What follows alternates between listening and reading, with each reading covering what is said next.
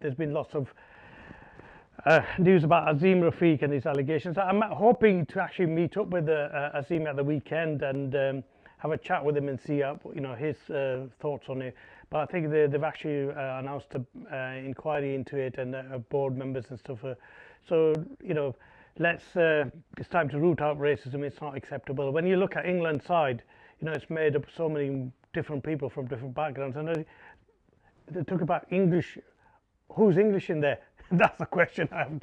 And there's not many in there that are actually born and bred, or you can say lineage of English. But then England has become a multicultural, multi-ethnic country now, isn't it?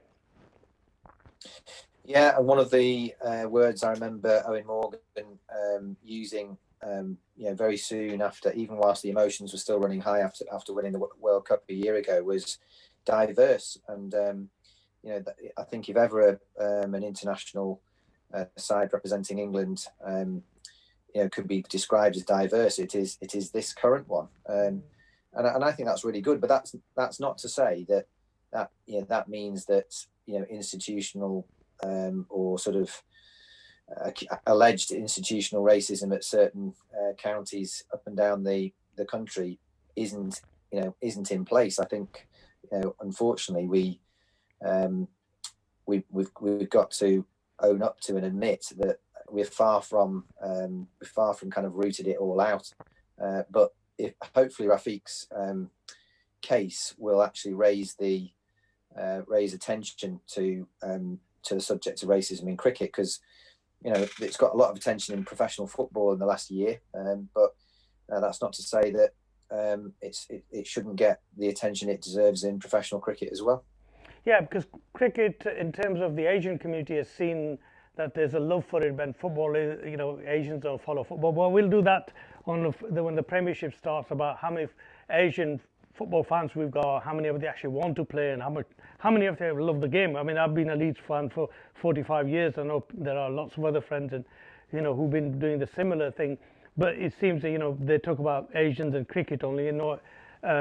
Yes, there is a lot of cricket is being played amongst the Asian communities all around the country. And if you go to Bradford's got a women's team in our Bradford Park Avenue. There's a girls' team, and it's been encouraged and stuff. My daughter actually won a competition, a football competition of some sort, and she was supposed to go to Wembley this year, back in July, and obviously because of COVID, she didn't get there. She doesn't really play a great deal of football, although I've encouraged her and stuff. And she had won the competition, but sadly that hadn't happened. But we've got a ladies' team in Bradford and stuff, and it's good that cricket is actually being played. And one of the interesting things, like during COVID, we saw.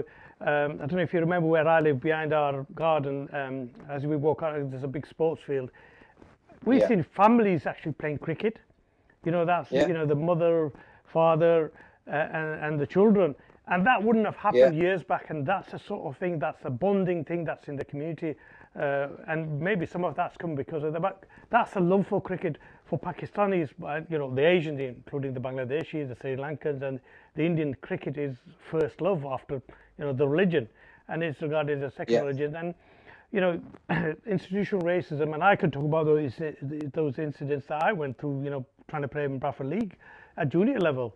And it's for me to find out that this still exists. Some of the comments that Azeem's talked about, are horrific. They were then there, and 40 years, 45 years later, they're still there. That's shocking. But I hope something comes out of this inquiry, and we'll talk about it maybe another time. But whatever happens, it needs to be rooted out.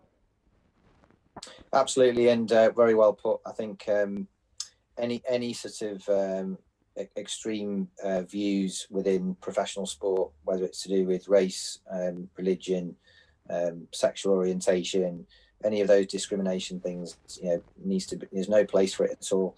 I think as a country, as a society, we are a little bit, over the top, politically correct in terms of the things you can't say or shouldn't say and all that business. But when it comes down to it, if there are sort of middle-aged white male executives running British sports institutions, you bet your bottom dollar there will be prejudice, and that's got to change. So Yeah, I'll be watching the news to keep up to date with the investigation with interest, and quite happy to speak with you about it on future occasions. Just when you mentioned about cricket, one of the benefits of lockdown being seeing families, all family members play cricket together. I couldn't agree with you more. Whether that be in a local park or on the beach, or just in the backyard. And one person who I connected with for the first time, having not known him at all, but only getting to be introduced to him through social media, is a Sikh gentleman in Birmingham called Surinder Singh. And if you look him up on Instagram or Twitter or LinkedIn, you'll see some absolutely wonderful video footage of his mother, who is 70 plus, but who has taken to learning cricket from her son during lockdown, and playing with a plastic bat in the front garden or the front yard, or even indoors, but doing some wonderfully some wonderful stuff just through the medium of cricket, because her son is an absolute cricket nut. So one of the most heartwarming experiences for me was seeing Surinder Singh's mum doing all these cricket activities during lockdown. Yeah, I think something like that. I will definitely look up. I mean, it's amazing the things in terms of like cricket. The one thing that over the years, I've been a football fan for 40 odd years. Well, like I say, 45 years, and fell in love with Leeds in 1974. At a similar time, it was the first time I actually watched a cricket game on television, England against Pakistan, with Imran Khan was playing.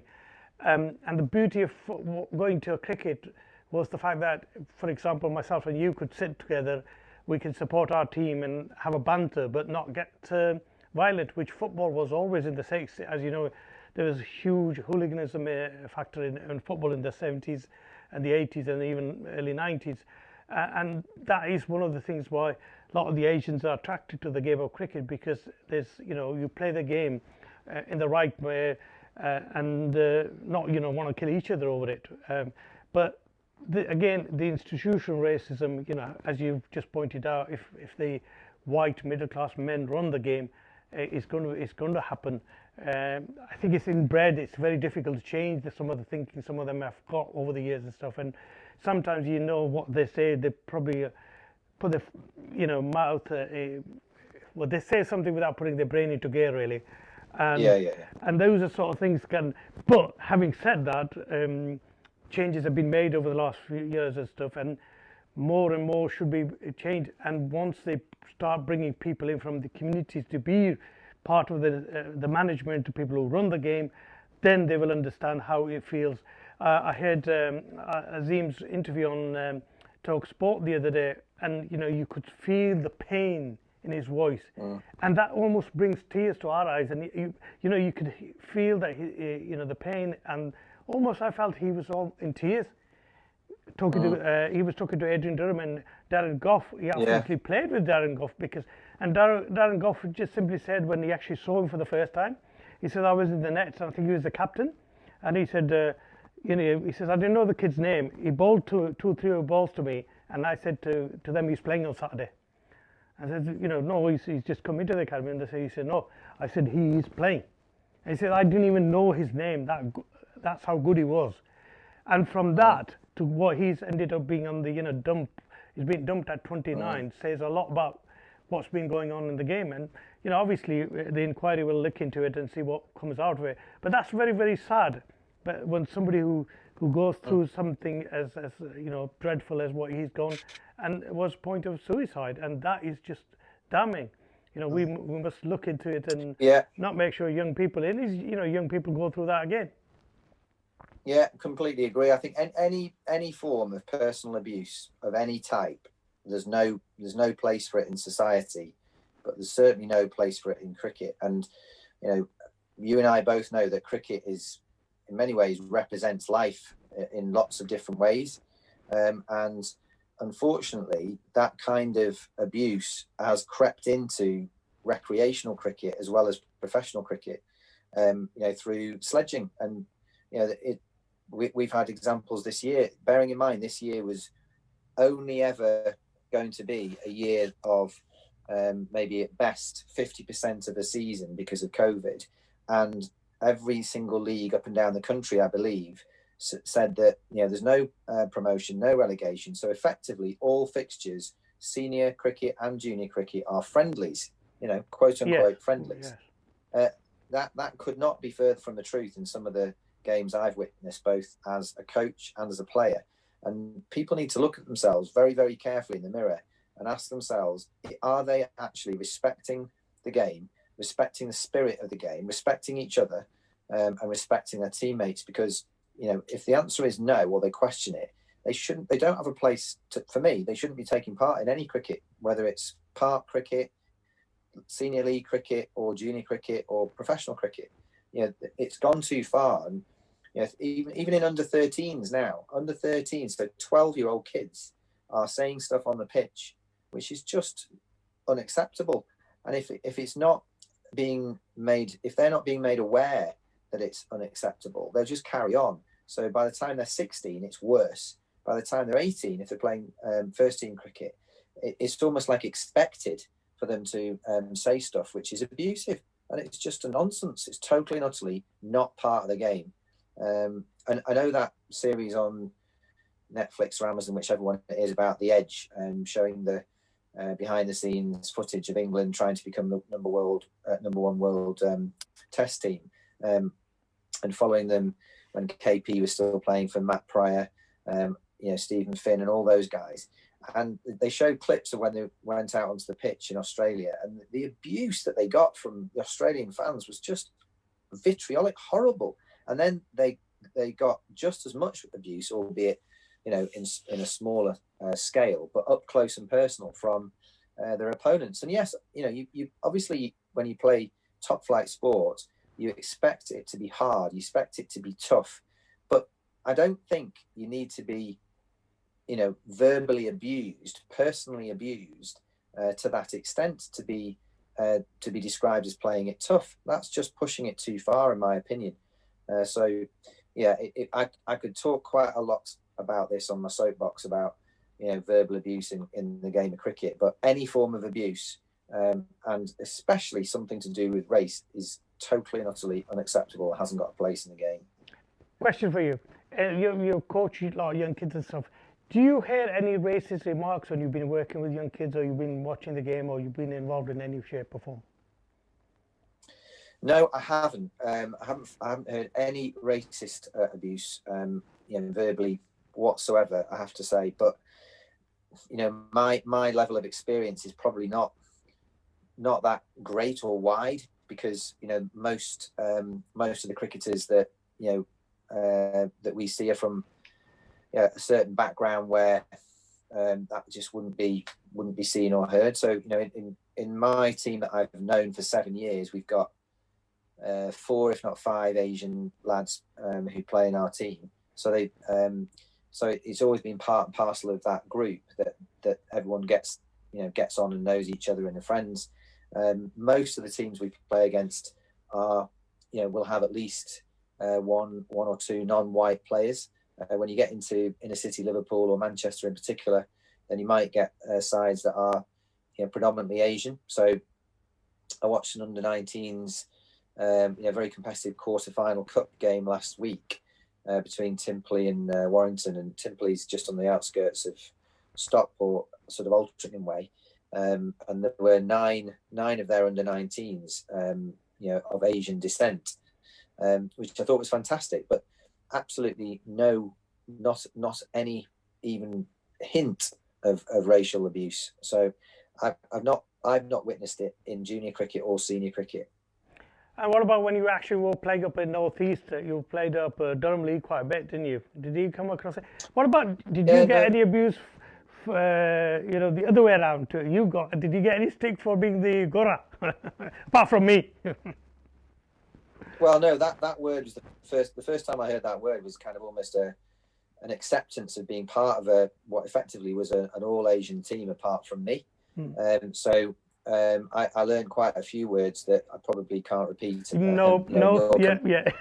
but it was one of the first words that I learned. I mean, I did witness into sort of caste, into country racial discrimination between Pakistani, Indian, and Bangladesh. So a Bangladeshi lad was very badly castigated and sort of racially abused. So much so that, you know, despite the fact he was probably the most talented leg spinner in the club, he just didn't feel as though feel comfortable enough to play cricket for that group because of the grief he was getting. So that's the only time where I've been close enough to witness it and experience it, and it was horrible for him and his family, and you know, it was a really difficult period for the club to try to weed out that kind of culture, but it wasn't the majority.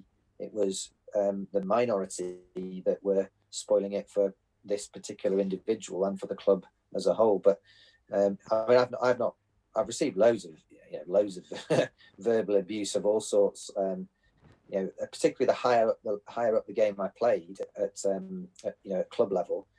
Probably the top league that I played was when you and I first got to know each other, and that was probably the most vitriolic in terms of verbal abuse. But once the smarter people realised that kind of sledging wasn't affecting my performance as a batsman, those comments stopped.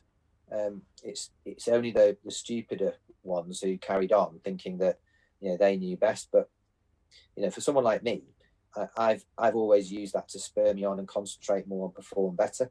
But, you know, for lots of people, that's not the case. The opposite is true. So when people, it's a form of bullying, isn't it? Really, it's a form of bullying. And, you know, on the cricket field, the best way of treating that is showing them by scoring runs. Yeah, I mean, you played against some of the, you know, great overseas players and stuff in leagues and stuff. Did anybody from them, you know, what were their characters like? You know, the West Indians played in the leagues, Pakistanis, Indians, the overseas pros. What sort of attitude did they give a lot of sledging out? I think the better ones just got on with their job. I think the better ones just wanted to really kind of remove themselves from any of that culture, that behaviour, and just do their job that they were there to do, whether it be, you know, bowl as fast as possible, whether it was spin the ball as much as possible, or whether it was to, you know, score as many runs as possible. So no, I think certain overseas pros who maybe had got first class experience but weren't you know, a great in terms of, you know, they'd not played you know, 30-40 tests or one day internationals or what have you, but had forged a pretty good living from being a paid overseas professional in the leagues up in the northeast. I think they sometimes were susceptible to you know, falling into the culture of just joining in with all that verbal abuse and sledging. But the better ones, the better players from a higher standard of first class cricket or international cricket, in my experience, didn't get involved at all. Finally, who was the best player that you played against? We've just gone off the tangent, really, haven't we? Well, it's hard for me to say because there are quite a number. I probably have to think about it. But, you know, I've played against some very, very, very good spinners from the subcontinent. I've played against some very, very good fast bowlers from the West Indies. I've played against some very, very good all-rounders from South Africa and New Zealand. So I wouldn't want to kind of name one individual, but yeah, I've been lucky enough to play against some very good players. And, you know, we've been very fortunate in this country that a lot of players from other parts of the world in the cricketing community have wanted to come over and kind of experience and educate themselves in English conditions. So, you know, I certainly play to a reasonable standard, but you know, I know a lot of people who play to, you know, higher standards and played against some of the real greats, you know. But one of the fastest, nastiest bowlers I ever faced was Winston Benjamin. Oh yes.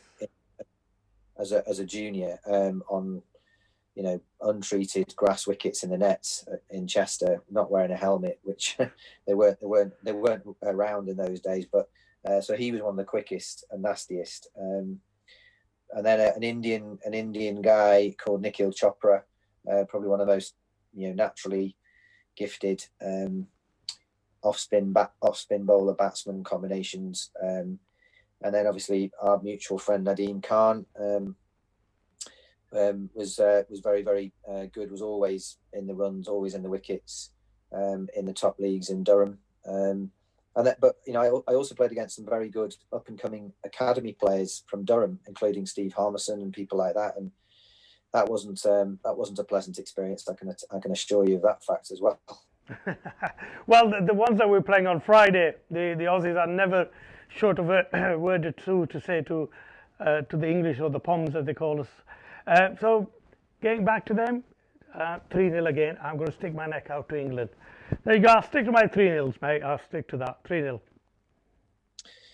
Yeah, well, I'm going to reserve judgment as to which way I go with 2-1, because I need to see whether Morgan's going to be fit, and and whether Stokes is going to be playing, and whether Root is going to be playing, and whether Butler's going to be playing. If those four all play, then I'll go 2-1 England. If they don't and they're not going to play, then I might go 2-1 Australia. Right, thank you very much for tonight, and we shall chat another night, maybe Friday night after the game. Is it a day night or is it a late night, Matt? I don't even can't remember what time they actually play. I've not checked, but we yeah, shall update. Look forward to discussing it again next time. Yeah, all right. Thank you very much, and Take good care. night.